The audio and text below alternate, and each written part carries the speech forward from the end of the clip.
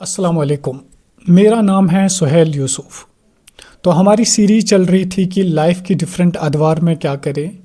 तो आज का जो वीडियो है वो है 60 से अबो, यानी जब इंसान 60 साल का होता है तो उसके बाद क्या करना चाहिए।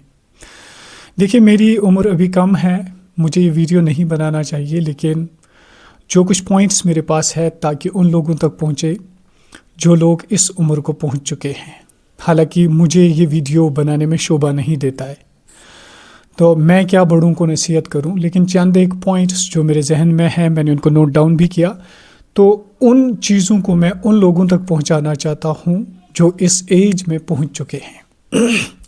देखिए, हमारे नबी सल्लल्लाहु अलैहि वसल्लम की जो मुबारक एज थी वो उम्र मुबारक थी 63 की जो एज के बाद उनका विसाल हो गया, यानी वो इस दुनिया से रुखसत फरमा गए, यानी वो इस दुनिया से चले गए अल्लाह के पास। तो हमारी जब एज 60 के ऊपर चली जाए तो हमें, वो तो हमारा रोल मॉडल है, उन्होंने जो चीज़ें हमें सिखाई ने उनमें से एक बहुत बड़ी चीज़ है कि दुआ किया करें। देखिए, दुआ जो होता है ना, ये मोमिन का हथियार होता है, और दुआ एक तौहीद की सर्टिफिकेट होती है। यानी जब हम दुआ करते हैं तो हम ये कह के दुआ करते हैं, ये सोच के दुआ करते हैं कि अल्लाह, हम सिर्फ़ और सिर्फ आपको मांगते हैं। एवं इसका तज़किरा कुरान में भी बहुत सारी जगहों पे मिला है। एक जगह पे फरमाया कि उदूनी तज़ुर्रुअन व खुफिया, मुझे मांगो चुप करके, खामोशी में, अकेले अकेले। तो इसका मतलब है कि दुआ जो है ना, ये तौहीद का ऐलान है, तौहीद की एक सर्टिफिकेट है।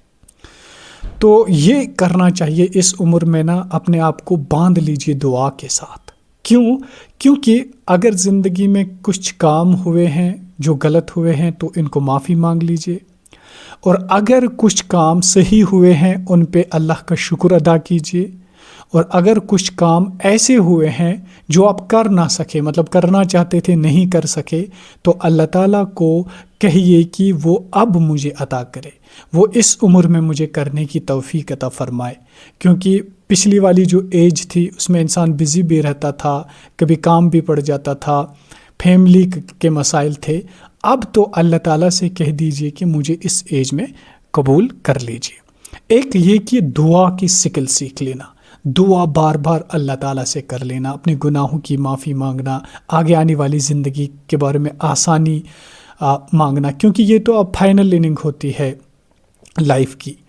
क्योंकि इस इनिंग के बाद तो अब इस दुनिया से रुखसत करना ही होगा, खा कोई 70 साल जिए, 80 साल जिए, लेकिन 60 साल से लेकर 70 साल तक हमारे नबी सल्लल्लाहु अलैहि वसल्लम ने फरमाया कि मेरी उम्मत की लाइफ एक्सपेक्टेंसी जो होगी ना, वो यही 60 से 70 साल होगी।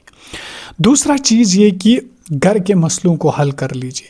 अगर आपके रिश्तेदार में कोई मसला है तो उनसे हल कर लीजिए, उनसे माफ़ी मांग लीजिए, उनसे सुलह कर लीजिए। आपके रिलेटिव्स के साथ कोई मसला है उनको हल कर लीजिए, अपनों के साथ कोई गिला शिकवा है तो उसको हल कर लीजिए। साथ ही साथ रिश्तों को तोड़ दीजिए, तोड़ने के बजाय जोड़ दीजिए। रिश्ता एक ऐसा चीज़ है ना जो इंसान को अल्लाह ताला की मग़फ़िरत नसीब कर सकता है, क्योंकि अल्लाह ताला को रिश्ता बहुत ज़्यादा पसंद है। अल्लाह ताला ने खुद रिश्ते बनाए हुए हैं। आदम और हव्वा का निकाह के ज़रिए बनाया, माँ और बाप का बेटी बच्चों के ज़रिए बनाया। तो ये एक रिश्ता जो होता है ना, अल्लाह ताला इसकी कसमें खाता है। तो रिश्तों को तोड़ने के बजाय जोड़ दीजिए। अच्छा, अब इस ज़िंदगी में अगर आपको पिछली वाली ज़िंदगी में कोई खताएँ हुई होंगी, अल्लाह से ताल्लुक़ टूट चुका होगा, कुरान से ताल्लुक़ टूट चुका होगा, तो आप जुल्मत के शिकार हुए होंगे, तो इस रास्ते में ना 3 चीज़ों को पकड़ो।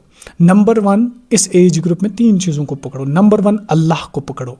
नंबर 2, अल्लाह के रसूल सल्लल्लाहु अलैहि वसल्लम की ज़िंदगी को अपना लो। नंबर 3, नबी सल्लल्लाहु अलैहि वसल्लम ने 2 चीज़ें फरमाया कि तुम कभी गुमराह नहीं हो सकते हो अगर तुम इन 2 चीज़ों को मजबूती से पकड़ो। एक उन्होंने कहा कि तरक्तु फीकुम अमरैन लन तज़िल्लु इन तमस्सक्तुम बिहिमा, किताबुल्लाह व सुन्नत नबी सल्लल्लाहु अलैहि वसल्लम, कि एक तो کتاب کو پکڑو، اللہ کے کلام کو پکڑو، دوسرا نبی کریم صلی اللہ علیہ وسلم کی سنت کو پکڑو، تو ان دو چیزوں سے آپ کامیاب ہو سکتے ہو۔ دیکھیے دنیا کی زندگی کا ایک اینڈ ہے، اور اسی طرح دنیا کا بھی ایک اینڈ ہے، اور اس اینڈ کی ہمیں تیاری کرنی ہوگی۔ ہمیں بتا دیا گیا کہ کون سا راستہ صحیح ہے، کون سا راستہ غلط ہے۔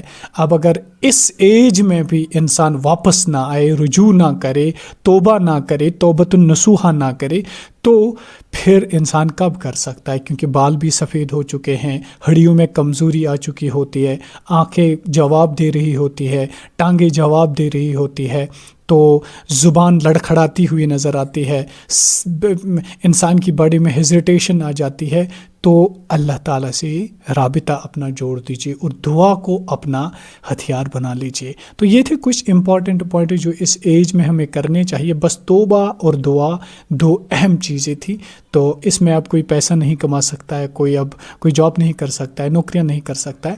ہاں ایک اور چیز میں ایڈ کروں کہ اگر آپ نے کچھ سیکھا ہے اپنی لائف میں، نالج ہے آپ کے پاس، تو اس کو شیئر کر لیجیے بلاگ کی شکل میں، یعنی آپ رائٹنگ میں لوگوں تک پہنچائیے، یا آپ اگر اتنی ہمت ہے تو یوٹیوب کے ذریعے، فیس بک کے ذریعے اپنی نالج اور اپنے ایکسپیرینس کو لوگوں تک پہنچائے، تاکہ جو آنے والی نسل ہوگی اس کے لیے آپ ایک کینواس ہوں گے۔ تو تھینک یو سو مچ میری باتیں سننے کے لیے، ٹوٹی پھوٹی باتیں جو میں کر رہا ہوں۔ اگر آپ میں سے کوئی بھی بات اس میں پسند آئی تو آپ مجھے دعا دیجیے، اور جو بھی آپ کے ذہن میں اگر کچھ اچھا پوائنٹ ہوگا تو اس کو بھی میرے ساتھ شیئر کیجیے، تاکہ میں بھی آپ سے سیکھ لوں۔